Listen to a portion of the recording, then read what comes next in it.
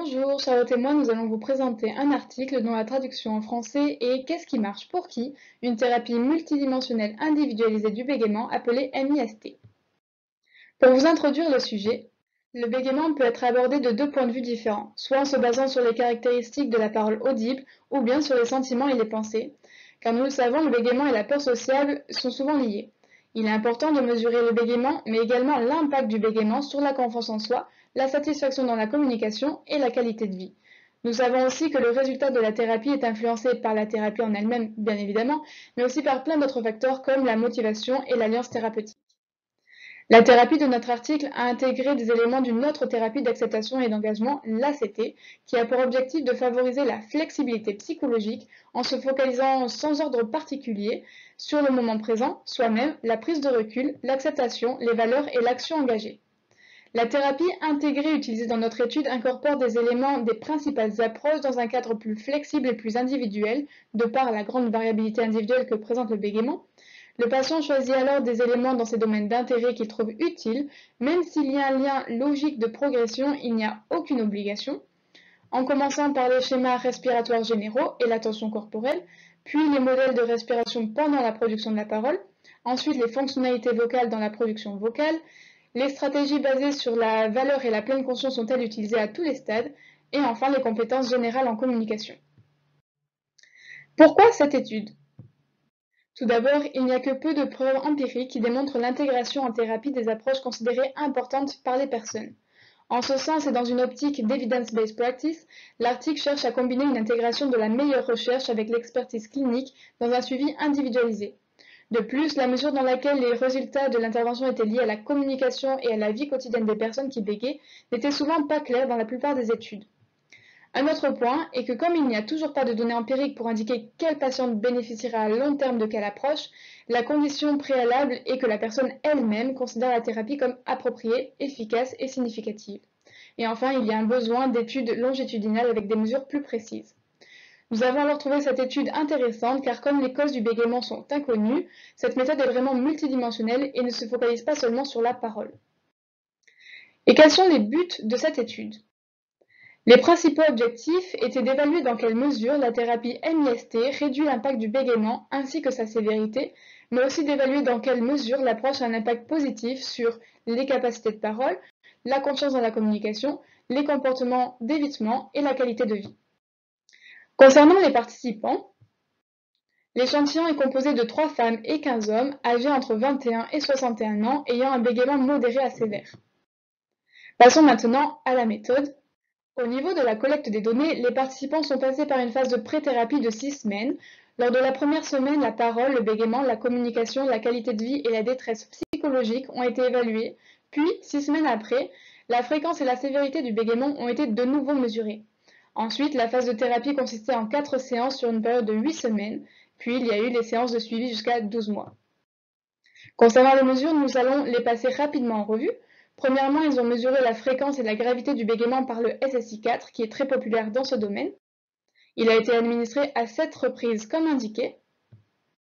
Ensuite, la sévérité du bégaiement, la communication et la qualité de vie ont été mesurées par le WASSP et l'OASESA, qui se focalisent chacun sur des différents domaines. L'anxiété et la dépression étaient mesurées par l'HADS, qui est une échelle auto-administrée. Ces 3 mesures ont été administrées une fois en pré-thérapie et 2 fois lors du suivi. Et le point phare de cette étude individualisée est l'évaluation des éléments de la thérapie par les participants eux-mêmes en utilisant un formulaire de préférence thérapeutique appelé TPF.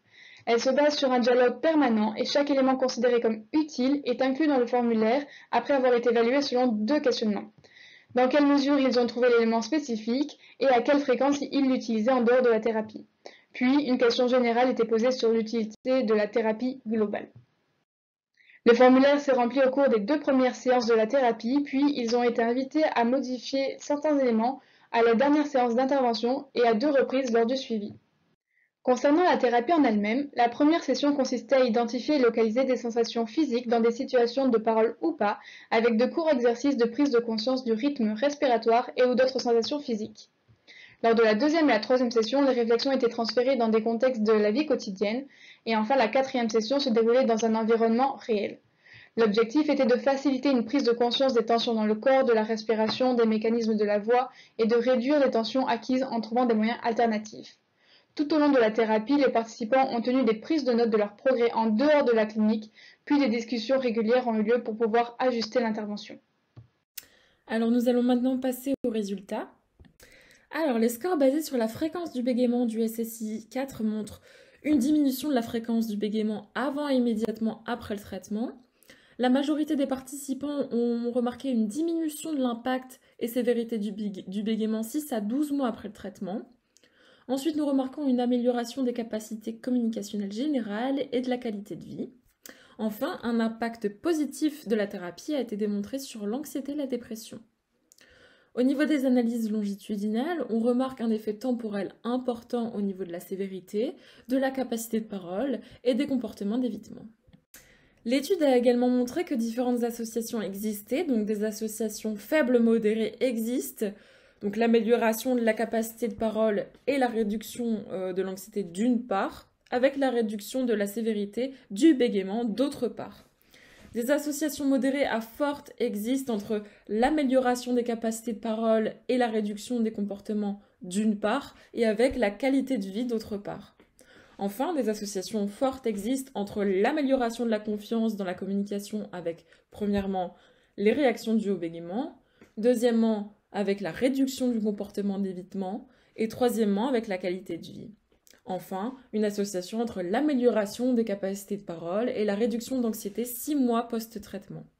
Voici un tableau récapitulatif des domaines d'intérêt. Donc ici, la majorité des participants ont choisi des éléments dans au moins 4 des 5 domaines, sauf 2 qui en ont pris moins.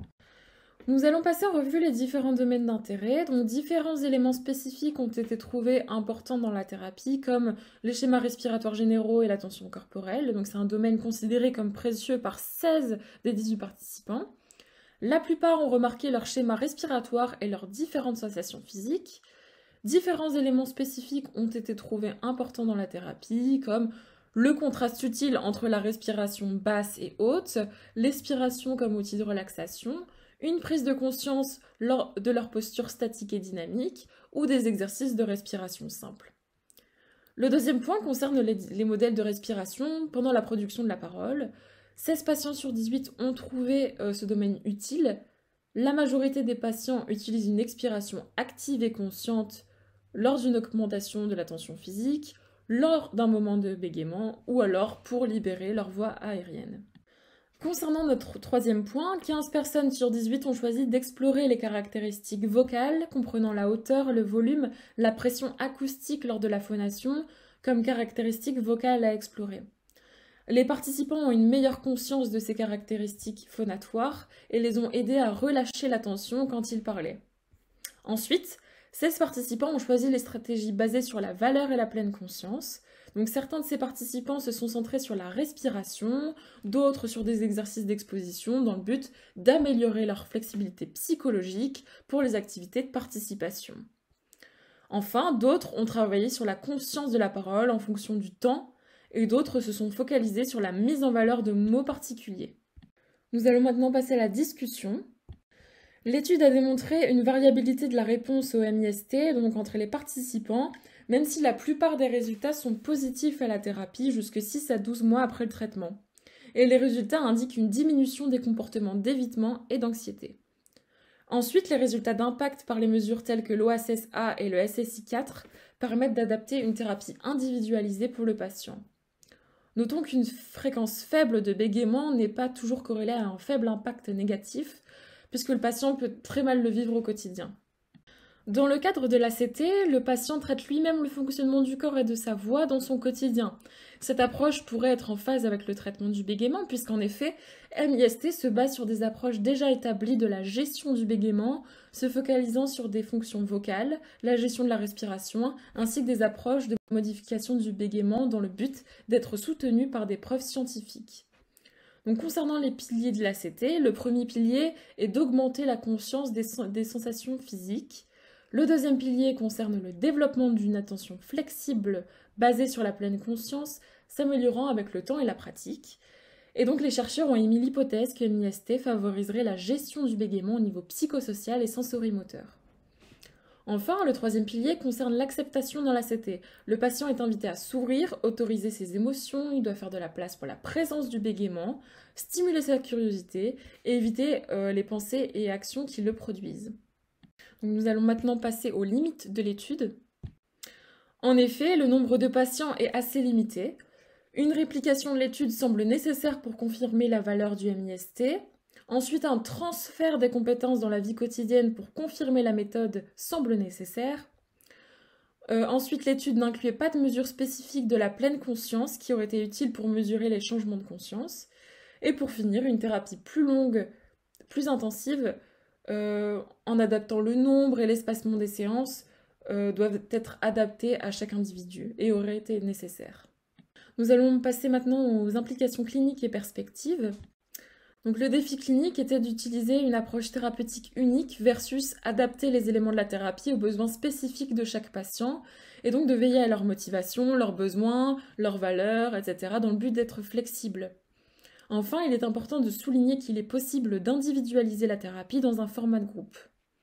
Donc d'un point de vue logopédique, comme le bégaiement est un trouble multifactoriel, incluant la psychologie par exemple, il serait intéressant que les logopèdes soient formés à l'ACT. Passons maintenant à la conclusion de l'étude. Pour conclure, MIST s'est avérée efficace en milieu clinique et en situation réelle. Elle a permis une amélioration de la capacité de parole, de la confiance dans la communication et de la qualité de vie, en intégrant un travail basé sur les valeurs de la conscience liées à la parole. Cette approche personnalisée a fait une différence positive par rapport à d'autres thérapies, et pour finir, les résultats sont prometteurs malgré un petit échantillon. Néanmoins, MIST n'est pas plus efficace que les autres approches thérapeutiques, mais un travail combiné basé sur la parole et de la prise de conscience peuvent enrichir les différentes approches du bégaiement. Merci pour votre écoute. Si vous avez des questions, n'hésitez pas à les poser dans les commentaires, nous tâcherons d'y répondre. Merci.